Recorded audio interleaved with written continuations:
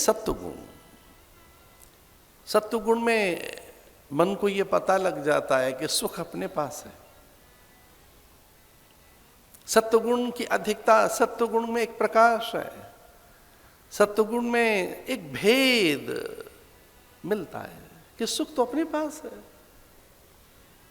वो व्यक्ति में नहीं है, वस्तु पदार्थ और दृश्य घटनाओं में नहीं है, वो तो बदलती हैं चीजें, दृश्य बदल रहे हैं, परिस्थितियां बदल रही हैं, और जब सब बदल रहा है तो व्यक्ति भी बदल रहे हैं। जब एक सत्व का प्रकाश आता है तब उसे भय नहीं लगता। अभयम सत्व संशुद्धि। जब आपके भीतर से भय चला गया है, अब आप भयभीत नहीं है, अब आपको शोक नहीं रहता, इसका अर्थ है सत्वगुण जग गया, इसका अर्थ है सत्वगुण का प्रकाश हो गया। अब रजोगुण के पास और उसकी परिधि से पृथक हो गए आप। अभयम सत्व संशुद्धि, अभयम सत्व संशुद्धि। इसका अर्थ यह हुआ कि अब में सात्विक प्रकाश हुआ है, आप अपने कहीं निकट पहुंच गए, अपने कहीं आसपास आ गए। अब देह से छलांग लगाकर मन और बुद्धि से भी, इंद्रियों से भी, अति इंद्रिय एक छलांग लगी है आपकी, और अपने पास पहुंच गए आप।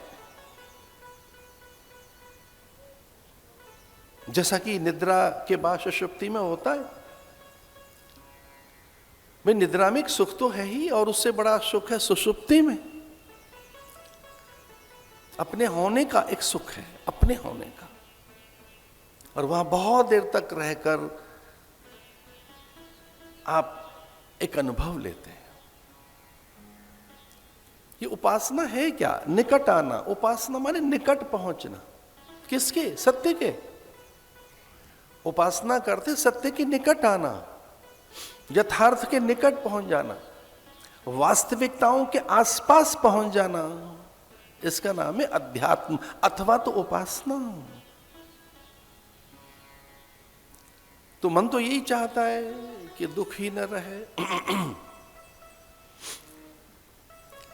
उसके सारे उद्यम मान प्रतिष्ठा यश के लिए हैं, द्रव्य के लिए हैं,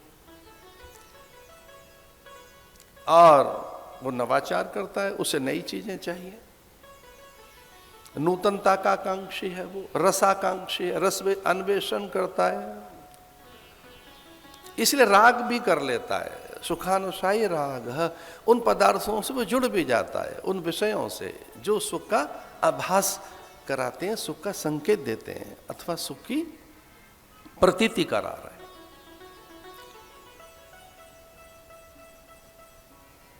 इस कथा में अगर कहीं हम पहुंच गए अपने पास, कहीं अपने निकट,